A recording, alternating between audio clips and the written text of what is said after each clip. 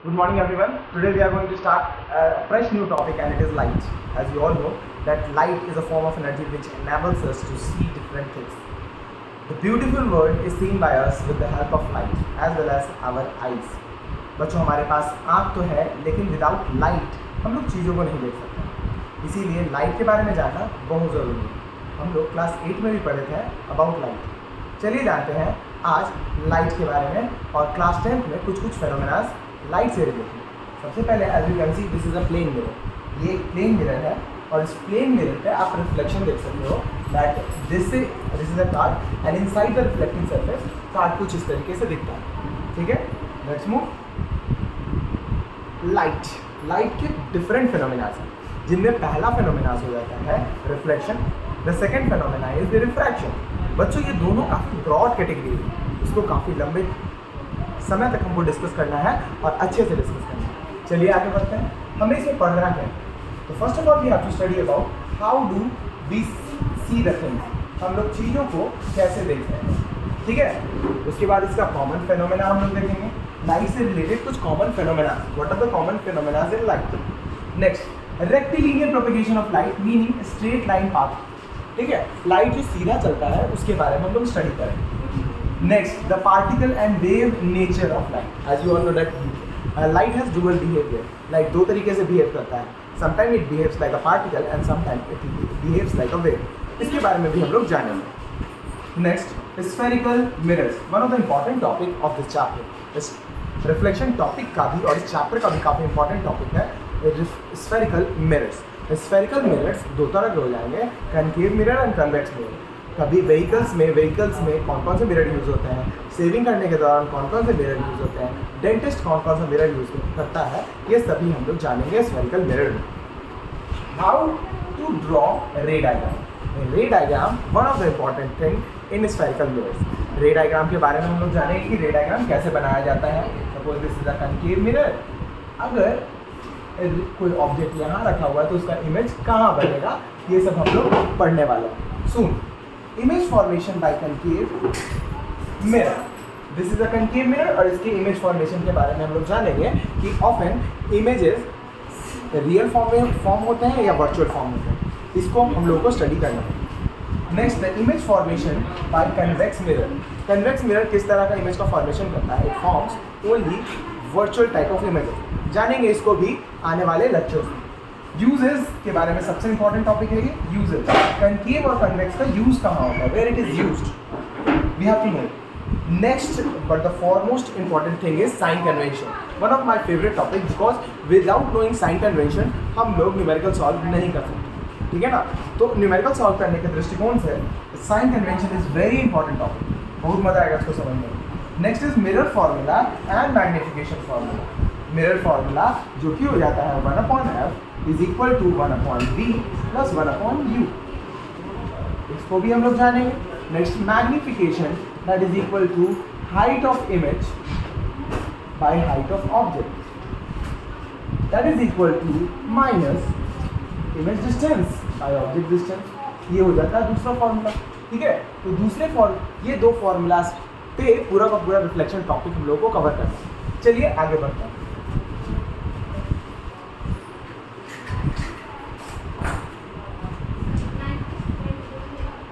We are unable to see things in the dark. हम लोग dark room में चीज़ों को देख नहीं सकते. Why?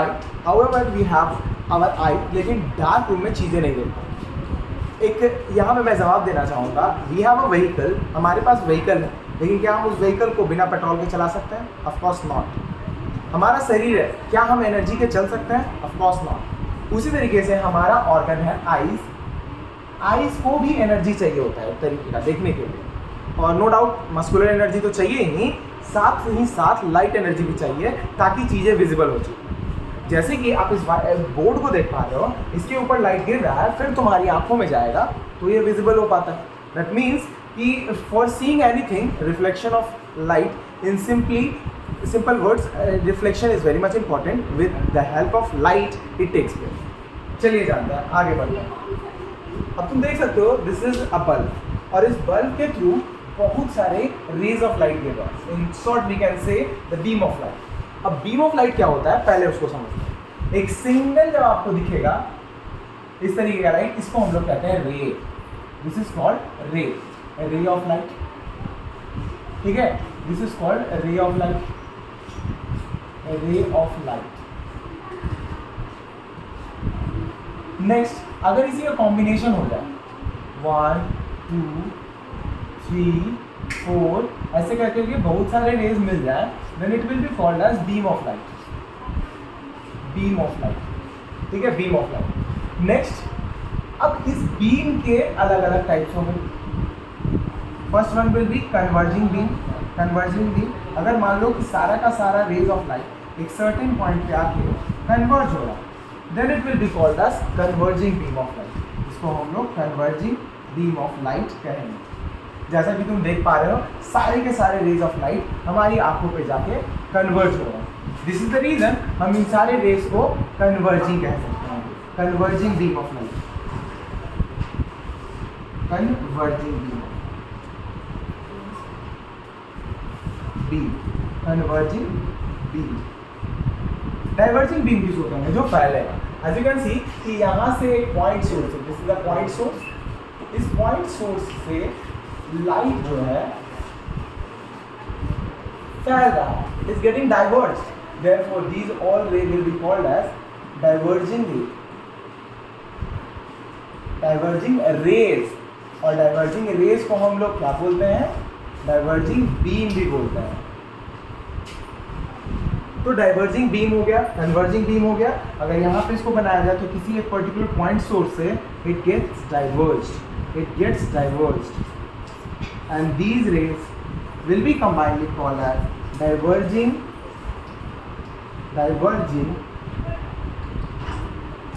beam of light, diverging beam of light। चलिए, ये तो हो गया बात कन्वर्जिंग बीम और diverging beam. Let's move further and let's discuss about the source. हम सोर्स की बात करते हैं, दिस इज द सोर्स। और छोटे क्लासेस में हम लोगों ने पढ़ा है luminous and non luminous source. The object that emits their own light such as this bulb, this is the luminous object. Luminous objects को हम लोग दो कैटेगरी में बांट सकते हैं, natural luminous objects and artificial luminous objects। natural luminous objects meaning वैसे natural objects जो अपने आप खुद ब खुद अपना light emit करते हैं, as for example sun, star, firefly and different types of fishes under the sea। बहुत सारे fishes हैं जो अपना light खुद emit करते हैं, some types of jellyfishes and all। next, artificial luminous objects। अब आर्टिफिशियल ल्यूमिनस ऑब्जेक्ट्स यानी कि हमारे द्वारा बनाया गया जो ल्यूमिनस ऑब्जेक्ट्स है उसके बारे में बात करें तो they are different types.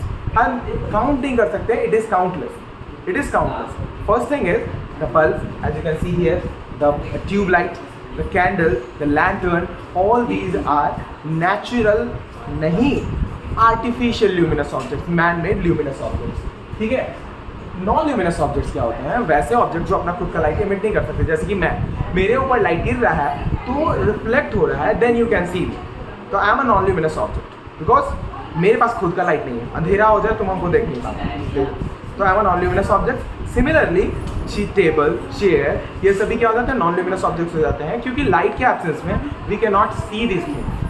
Planets, heavenly bodies में प्लैनेट्स, चांद, एक मिनट, चांद के बारे में मैं बात कर रहा हूँ, तो चांदनी रात में तो चीज़ें विजिबल हो जाती हैं, है ना, चांदनी रात में चीज़ें विजिबल हो जाती है। लेकिन मैं तुमको बता दूँ कि चांदनी रात जब होती है तो ये कंफर्म नहीं है कि वो किस चांद का ही लाइट है, ऑफ कोर्स नॉट, वो चांद का लाइट नहीं है।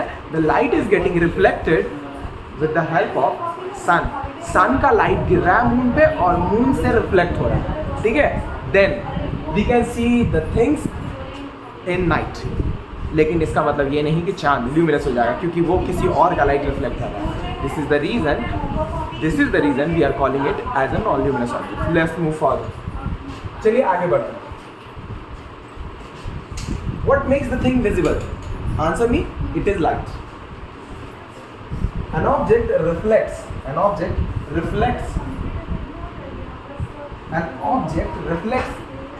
light that falls on it। किसी भी ऑब्जेक्ट पे जब लाइट गिरेगा तो it will be get reflected। The reflected light when received by our eyes, जब हमारी आंखें उसको रिसीव करती हैं तो वह हम लोग चीज़ों को देख पाते हैं। अदरवाइज नहीं देख पाए, जैसे कि कोई ऑब्स्टिकल यहाँ पे खड़ा हो गया तो सारा लाइट यहाँ पे आके रुक जाएगा, हमारी आंखों तक नहीं पहुँच पाएगा, हम नहीं देख पाएंगे। We can not see the things. Let's move. enables us to see, हम लोग लाइट से ही चीज़ों को देख पाते हैं। Common phenomenas of light, what are the common phenomenas related to light? आज जानेंगे हम लोग कि कॉमन फिनोमेनाज, नेचुरल फिनोमेनाज क्या क्या है जो लाइट के हेल्प से होते हैं। देखते हैं। First thing, image formation bye mirrors. आप सभी सुबह में तैयार होते हो for school, for coachings, in the evening you get ready, आप मार्केट निकलते हो, बाजार में निकलते हो, you get ready and you stand in front of the mirror. आप मिरर के सामने खड़े होते हो, मिरर के सामने खड़े होते हो, what you see is you see a person standing inside the mirror, that is your reflection. उसको हम लोग इमेज कहते हैं और इमेज के बारे में हम लोग जल्दी पढ़ने वाले हैं। There are two types of images, first is virtual and second one is real. तो what we see in the morning inside the mirror is a virtual object, and वैसे ऑब्जेक्ट्स जो मिरर के सामने बन जाए, किसी स्क्रीन पे उसको ऑब्टेन किया जा सके, that are called real images. हम लोग जानेंगे उसके बारे में भी जल्द। Image formation by lenses. बच्चों, इमेज फॉर्मेशन हमको मिरर में तो पढ़ना ही है, मिरर में तो पढ़ना ही है, साथ ही में लेंसेज में भी हमको पढ़ना है, ठीक है। Let's move. Twinkling of stars, do you know stars twinkle? हम लोग बचपन से ही पढ़ रहे हैं twinkle twinkle little star. And आपने कभी सोचा है या फिर कभी पूछा है अपने टीचर से that why always twinkle twinkle little star, why not twinkle twinkle बड़का सन? इट इज बिकॉज कि the star is very much far away from our mother, बहुत दूर है। और जब, और तुमको पता है that prithvi is our mother is surrounded by different layers of atmosphere, ठीक है। तो लाइट जब इंटर करता है बच्चों, तो लाइट जब इंटर करता है तो रिफ्रैक्शन के कारण, आगे आने वाले टॉपिक्स में पढ़ोगे, ये बेंट होता है, बेंट होता है। और बेंट होने के बाद हमारी आंखों तक पहुंचता है। सॉरी,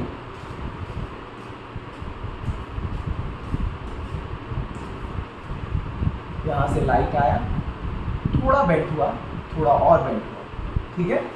और इस एटमॉस्फेयर में पार्टिकल्स हैं, ठीक है ना, इस एटमॉस्फेयर में पार्टिकल्स हैं। जब लाइट सपोज कि यहाँ गिर गया, ठीक है, लाइट सपोज कि यहाँ गिरा, इस पॉइंट पे लाइट गिरा, लाइट आया, तो क्या हुआ, इसके पार्टिकल्स आगे पीछे हुए, पार्टिकल्स आगे पीछे हुए तो लाइट के साथ आगे पीछे होगा, तो हमें लगा लाइट बीच में एब्सेंट हो गया और हमको ट्विंकलिंग इफेक्ट आया।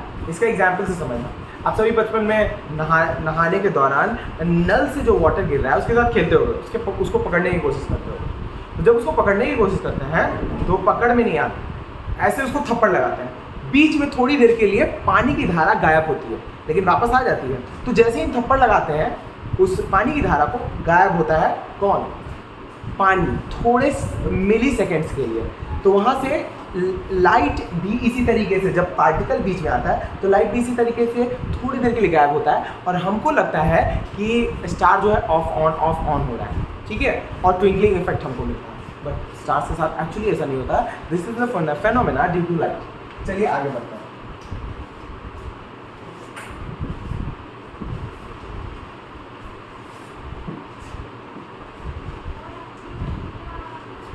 Beautiful colours in the rainbow. Rainbow के बहुत सुंदर से कलर्स, 7 कलर्स। विबग्योर, आपने पढ़ा ही होगा विबग्योर के बारे में। Suppose this is a prism, and the rays of light, suppose a polychromatic source of light, polychromatic source जिसके अंदर 7 कलर मिक्स्ड होता है और वो हमको वाइट दिखा। पॉलीक्रोमेटिक सोर्स ऑफ लाइट जब इस पर गिरेगा तो इट विल गेट डिस्पर्स्ड, ये फैलेगा, टूटेगा। बस first colour, second colour, third colour, fourth colour, fifth colour, sixth colour and 7th colour, ठीक है, 7th कलर। ये सभी 7 कलर्स के बैंड को हम लोग कहते हैं spectrum. The band of 7 colours is called spectrum. सबके बारे में अभी, और ये फेनोमेना किया गया था सर आइजैक न्यूटन के द्वारा और उन्होंने ये प्रूफ कर दिया था एक तरीके से। वैसे तो हम लोग जानते ही हैं that light is the combination of 7 colours, but with proof sir Isaac Newton ने इसको प्रूव कर दिया। और यही नहीं किया, उन्होंने लाइट को तोड़ा, साथ में जोड़ा भी। इस जब एक और प्रिज्म लेते हैं और सारे के सारे रेज ऑफ लाइट इसमें इंटर करते हैं तो व्हाट हैपेंस इज कि सभी के सभी बेंड करते हैं और बेंड करके किसी एक पॉइंट पे कन्वर्ज कर जाते हैं और कन्वर्ज करने के बाद सिंगल रे ऑफ लाइट में निकलते हैं। तो इस प्रिज्म का यूज करके हम लोग लाइट को स्प्लिट भी कर सकते हैं एंड कॉम्बाइन भी कर सकते हैं। चलो ये भी पढ़ेंगे हम लोग आने वाले लेक्चर्स में।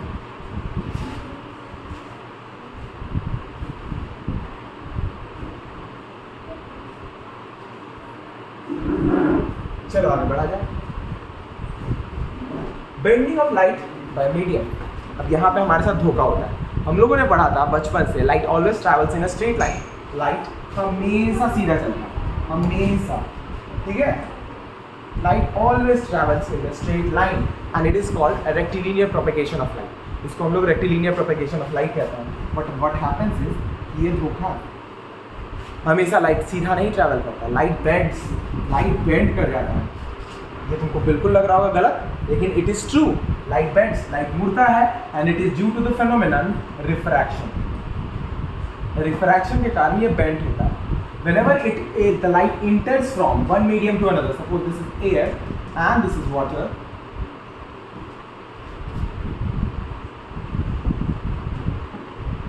suppose this is air and this is water, this medium is water, तो लाइट जब एक मीडियम से दूसरे मीडियम में जाएगा तो ये सीधे ना जाके ये बेंड कर जाएगा अपने रास्ते से।